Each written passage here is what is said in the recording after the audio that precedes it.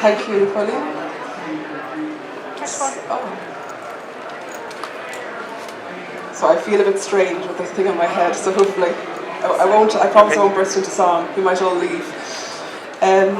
So I suppose I'm assuming I'm speaking to quite a diverse audience, first of all, so you might just get a show of hands as to who I'm talking to.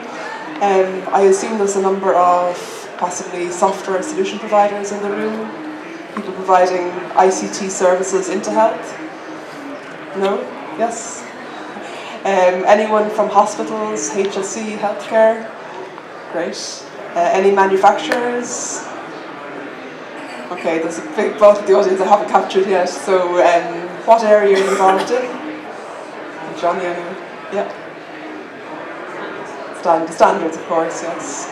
Okay, so we've got a good mixture and some unidentified, but hopefully what I'll do is I'll give you a flavour for the work GS1 is involved in. I suppose primarily it's around track and traceability. It's about the standards to enable traceability.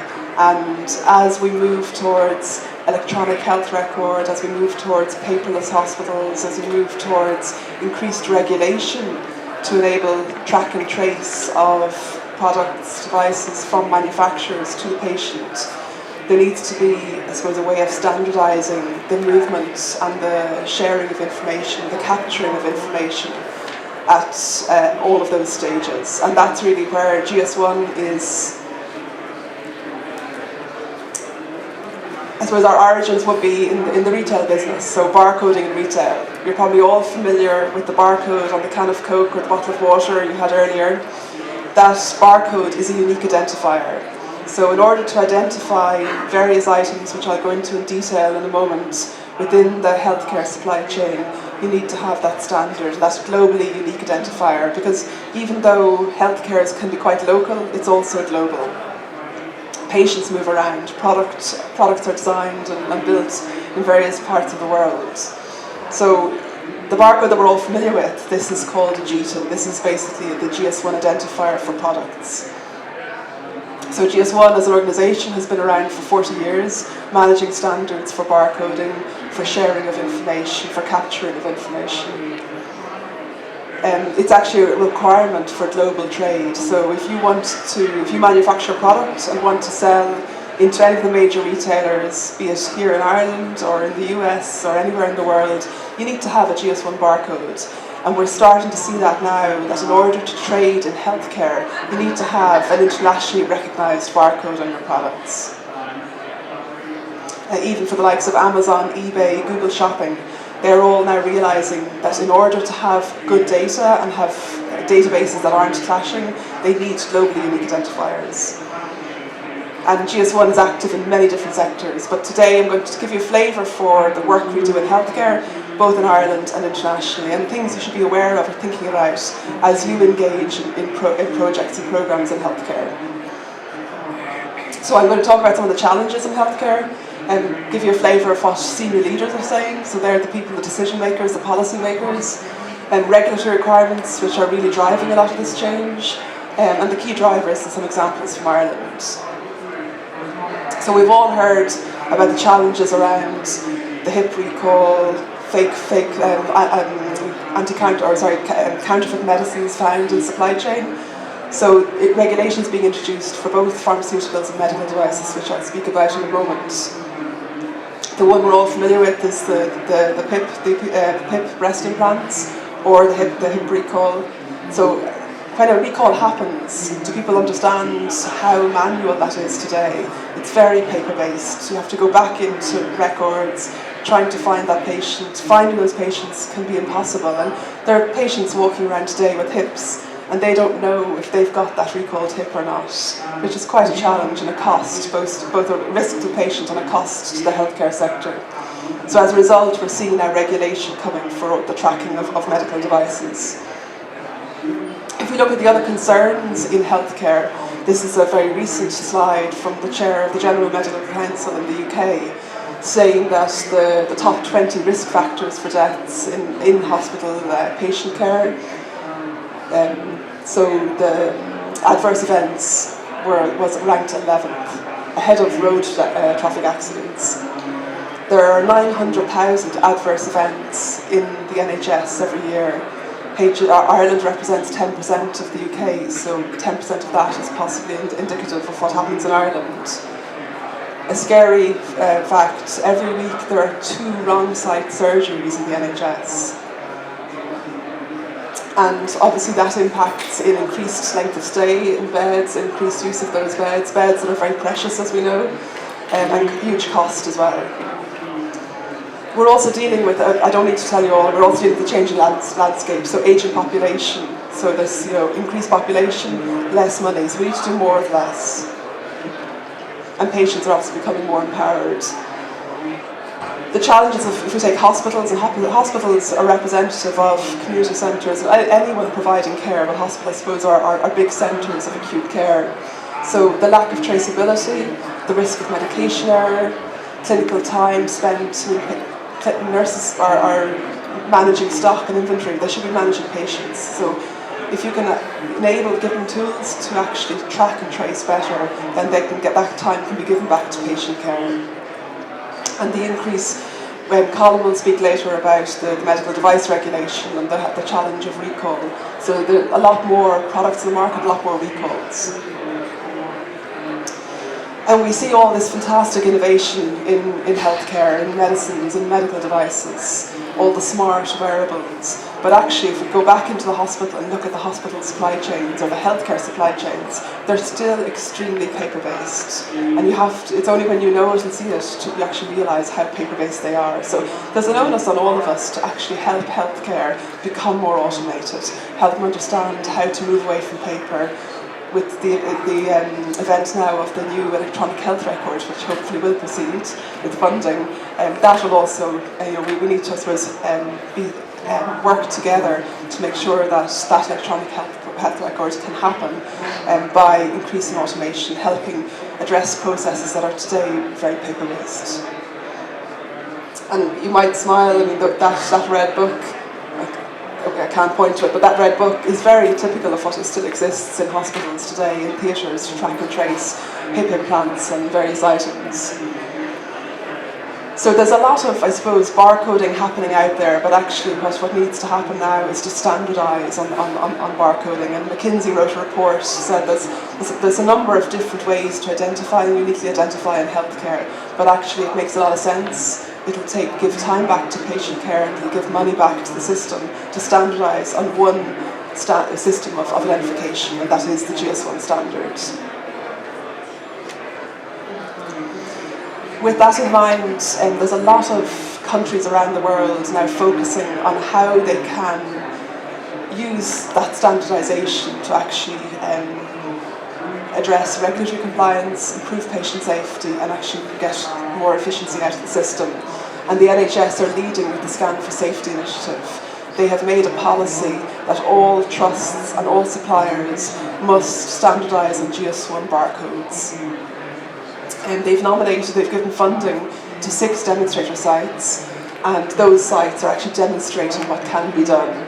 The sites are Derby, Leeds, North Tees, Plymouth, Cornwall and Salisbury. And they're focusing on 3 core enablers initially, but that'll obviously expand to many different areas: patient identification, location and catalogue management, and focusing on inventory management, purchase to pay and product safety recall. So all very relevant to some of the topics that will be presented later today.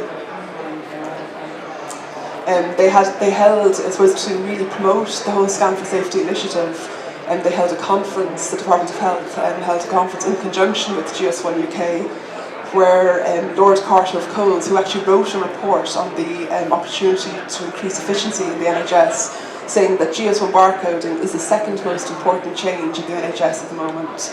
And I suppose here in Ireland, we're obviously impacted by what happens in the UK, but also there's a number of initiatives also in place that will drive this change here in Ireland as well. And you've very senior clinical leaders standing up now and really endorsing the opportunity for the standardisation of barcoding.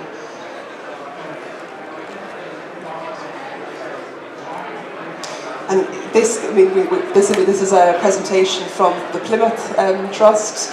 So what do GS1 standards mean for our hospital?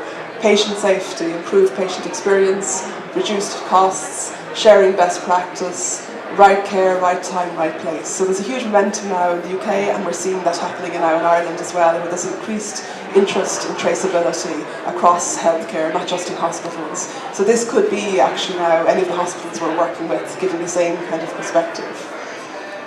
I mentioned this regulation, and Colin will speak about the medical device regulation, but as of 9th of February 2019, all prescription medicines will come with a 2D barcode.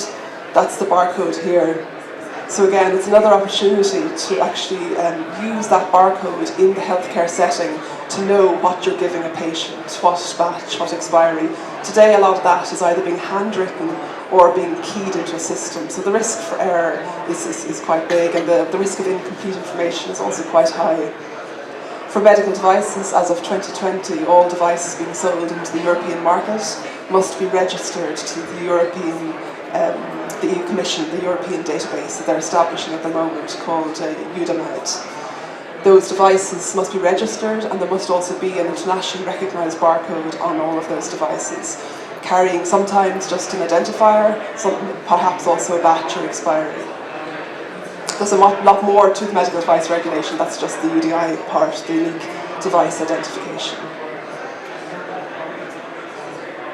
And I suppose ultimately it's the vision for patient safety is actually being able to track that information at the point of care. I think in the future we'll have a mix of barcoding and also RFID, so where you walk into a room and you know who's in the room if they're carrying a badge with a tag on it. So you won't necessarily always be scanning everything, but it'll be a mix of knowing who's in the room through RFID tagging, and also scanning barcodes for devices being implanted, or even possibly procedures, comorbidities, really building up that information at the point of care. And a very good example, really, I suppose, in the UK, and we're also working with a hospital here in Ireland to demonstrate similar benefits, where they've gone beyond just tracking the patient, the staff, and the devices, but also the implants, procedures, comorbidities, looking at even time spent, looking at the costs, looking at actually clinical outcomes, comparing the same procedure performed by different surgeons. So there's a huge opportunity in data analytics as well, and looking at trends and really establishing best practice through real information from the point of care. In the interest of time, I'll just skip on. I've spoken a lot, I suppose. I've given you a flavour about what's happening, I suppose globally, but also specifically in the UK. Also in Ireland, we do a lot of work with the HSE, and I think the instrument track and trace is an excellent example of I suppose, a best practice in terms of being able to track instruments in the healthcare setting, knowing exactly what patient they were used on, where they were sterilised, if they were sterilised, also being able to move them between hospitals and having that absolute electronic trail, not a paper trail. So I think my time is just about up. 1 minute, okay, great. So again, just a flavour. So we have the haemophilia track and trace is another example of how the haemophilia products are being tracked in Ireland. We have a case study on that if you'd like to read it. I've mentioned the instrument track and trace, and we're also working with the HSE and National Distribution Centre and Procurement to actually capture all the products and all the barcodes in those products, and ultimately being able to scan those to the patient over time.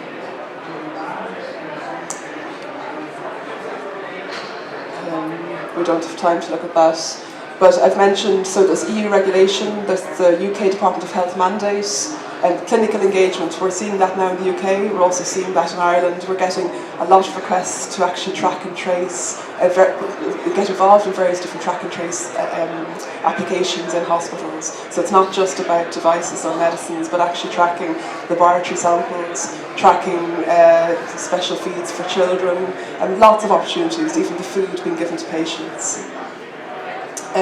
The FDA is obviously regulating on this as well as Canada, Netherlands, Denmark, France. So there's really a global momentum here around increased traceability.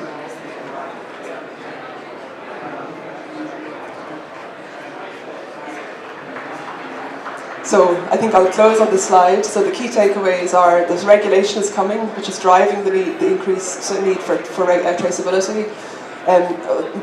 Overall industry is standardising on GS1, not just the medical device and pharmaceutical industry, but also hospitals around the world. And we're seeing that increased demand for traceability from hospitals. And there is a benefit, there's a huge patient safety benefit, there's a value benefit, and also the whole patient experience is improved because the clinician has all that information available and can make a better informed decision based on that information. And I'll leave with that closing quote. So it was a very quick tour of some of the work we're doing. If you have any questions, please feel free to get in touch. Thank you very much.